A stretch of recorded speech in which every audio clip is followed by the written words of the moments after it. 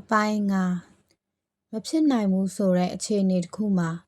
ငါခြေတလှမ်းတိုးရင်အကိုခြေတလှမ်းပြန်ဆုပ်တယ်အကိုဟာအဲ့ဒီလိုလူကြီးလူကောင်းဖေတလွန်တယ်အဲ့ဒီနေ့ကနေသားတယ်12နာရီကျော်မှအကိုဆိုင်လာခင်းတယ်အရင်လိုတယောက်တည်းမဟုတ်တော့ဘူးအမျိုးသမီးလည်းတစ်ခါတည်းပါလာတယ်ဆိုင်ရှိရောက်တဲ့ကကျမကိုကြည့်နေလိုက်တာဘလို့အကြည့်မျိုးလည်းမပြောပြတတ်ဘူး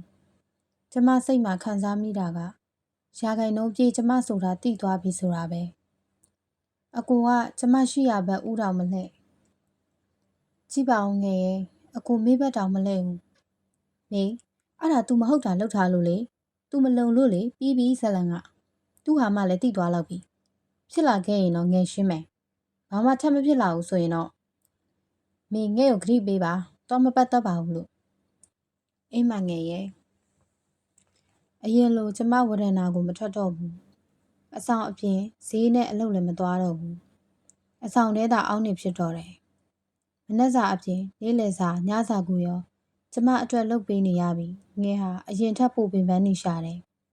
အဆောင်ထဲလည်းအမြင်ကျမတယောက်ထဲသာကြံခဲ့တယ်အကိုပြောပြလိုက်တာတေချာနေပြီသတိထားမိသလောက်အမျိုးသမီးကကျမတို့အဆောင်ကိုသာအမြဲကြည့်နေတတ်တယ်မေ့လိုက်မေဒီကောင်ကိုငယ်လဲခံစားမိရဲ့အဲ့မိန်းမတိသွားပြီဆိုတာ तू ပြောပြစရာမလိုဘူးလေဟုတ်တယ်ဟုတ်လားငယ်ရဲ့ तू မတက်တာလို့ပဲပြောပြလိုက်ရတာဖြစ်မှာဒါမေကသူ့ဘက်ကအကောင်းမြင်နေတာကိုဘလို့ပဲပြောမေဆိုတာပြောပြဖို့မသိတော့ဘူးလေဒါပေမဲ့ငယ်ရဲ့ तू ဘလို့တွေညှိယူရဘလို့တွေပြောလိုက်ရလဲမှမသိတာမေကိုရန်လာမတွေ့ဘူးလေငယ်တကယ်အံ့ဩမိတယ်သိလားအချစ်ဟာလူတွေကိုဒီလောက်တောင်ယူသွစေတာပါလားလို့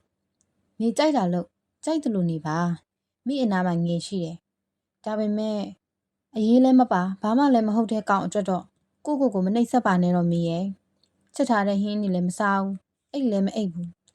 မေအိတ်ပါတယ်ငယ်ရဲ့မမအိတ်လဲမေမျက်လုံးတွေကတက်တည်ပဲလေအိမ်မှာအိတ်ပါမယ်ငယ်အလုပ်သွားတော့မယ်ချပြီးမနဲ့ဆာစားနော်ပြီးမှပြန်အိတ်အင်းမှာဂယူးဆိုင်ငယ်အင်းပါလို့သာပြောလိုက်ရတာကျမစိတ်မှာဘာမှမစားခြင်းထလည်းမထားခြင်းအခုလိုတယောက်တည်းအဆောင်မှာရှိနေခဲ့တဲ့အချိန်တွေဆိုအယူလိုပါပဲရှေ့မှာစူညံတန်ကြားတိုင်းချောင်းကြည့်နေမိခဲ့တယ်ရန်လာတွေ့နေပြီလားအကိုတို့ရန်ဖြစ်နေကြမလားဆိုပြီးတော့ပေါ့ active now ဖြစ်နေတဲ့အကို Viber ကိုအချိန်ပြည့်ထိုင်ကြည့်နေမိခဲ့တယ်အကိုဘာလို့စာမပို့တာလဲအကျိုးအကြောင်းလေးတော့ပြောသင့်တယ်ဟုတ်လားအကိုရဲ့ပုံကိုကြည့်ပြီးစကားတွေပြောနေမိပြန်တယ်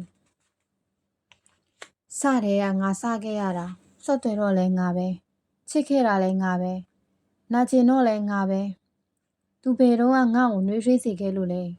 ဘာများကောင်းလေလို့လဲငါအပေါ်ဟင်းနင်ဘာကိုမက်မောနေတာလဲမင်းချစ်မချစ်ကိုကတော့မင်းကိုသေတဲ့ဒီချစ်သွားမှာပဲအာမကြားချင်ဘူးမပြောပါနဲ့တော့အကိုရဲ့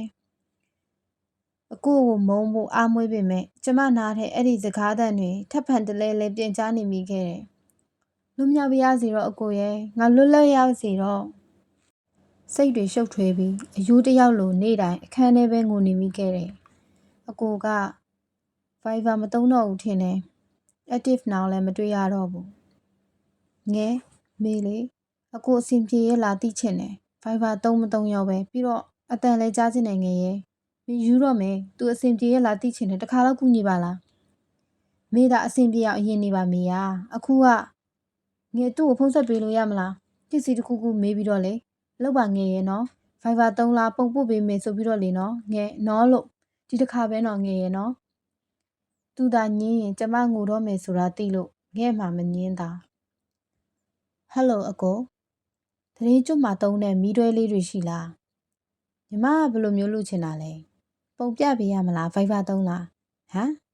Viber 3လားလို့အင်း3တယ်ပို့လိုက်လေငယ်ဖုန်းချလိုက်ပြီရပြီဟုတ်လား Viber 3နေတဲ့လေအဲ့ဆိုအတစ်နောက်ဖြောက်ထားတာပေါ့နော်မိကိုမမြင်စေချင်လို့နေမှာပေါ့ active now လေးတောင်ဖြောက်ထားတဲ့လားအကိုရဲ့ခုနကအတန်ဖမ်းထားတယ်မလားယင်မိကိုပို့ပေး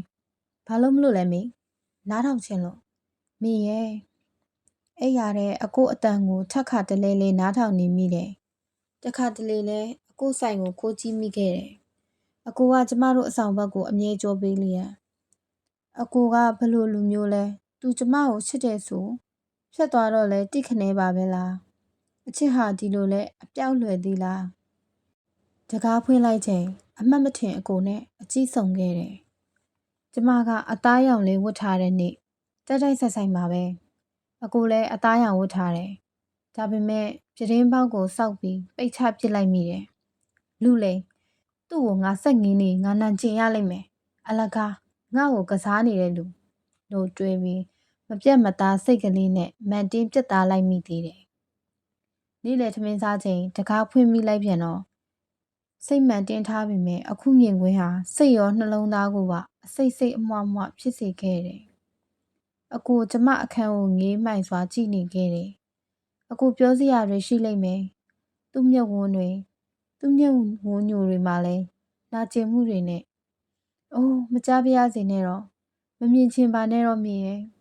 ။တခဏလေးတောင်ကျမကိုမလွမ်းပါနဲ့။အဲ့ဒီအမျိုးသမီးလက်ကိုဆွဲပြီးကျမကိုတတိမရပါနဲ့အကိုရဲ့။ကောင်းမဲ့ထင်လို့အကိုကစရက်ဆက်ခဲ့ပြီးပဲကိုရွေးချယ်မှုပဲလေဖြစ်ခဲ့ကြတဲ့အတိတ်ကိုအတိတ်မှာထားခဲ့လိုက်ပါတော့နောင်တနဲ့မရှင်တန်မရစေနဲ့တော့အကိုမှန်ပါတယ်အကိုရွေးချယ်မှုမှန်ခဲ့ပါတယ်အကိုဘလို့အရာနဲ့ရင်ဆိုင်နေရလဲဆိုတာကျမမသိဘူး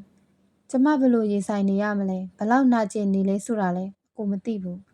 ရှိပါစေတော့နေပါစေတော့အကိုရဲ့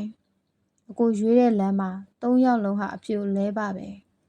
ကျမကရှုံးသူလားနိုင်သူလားမသိပေမဲ့အသေးချာဆုံးကတော့အပြိုလဲခံရဆုံးပါကြည်နှက်ပါတယ်အကိုဆုံးဖြတ်ချက်အတိုင်းမို့ကြည်နှက်လိုက်ပါမယ်ပျော်အောင်နေပါနာကျင်ရတာနဲ့လမ်းခွဲလိုက်ရတာနဲ့ကြမ်းအောင်ပျော်ပျော်နေပေးပါကိုဘဝနဲ့ကိုမှုလွတ်လပ်စွာပြန်တမ်းပါတော့အကိုရဲ့အချိန်ဘလောက်ကြာခဲ့လဲကျမမသိအဲ့ဒီမျက်ဝန်းညိုတွေကိုငေးပြီးစကားတွေပြောနေမိတယ်သူလည်းကျမကိုစကားတွေပြောနေလိမ့်မယ်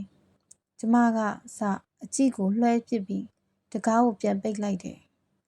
ကျမကိုမချီပါနဲ့တော့ထပ်မချီပါနဲ့တော့အကိုရဲ့တကားဝါမှာတဲ့အားရပါရငိုချလိုက်မိတယ်ဒီမျက်ရည်တွေကနောက်ဆုံးဖြစ်ပြရစီစပွဲပေါ်မှာတင်ထားတဲ့စာအုပ်ကလေးကိုတစ်တာထဲထည့်ပိတ်ပစ်လိုက်တယ်မပေးဖြစ်တော့တဲ့အဲ့ဒီပစ္စည်းလေးကိုရောပေါ့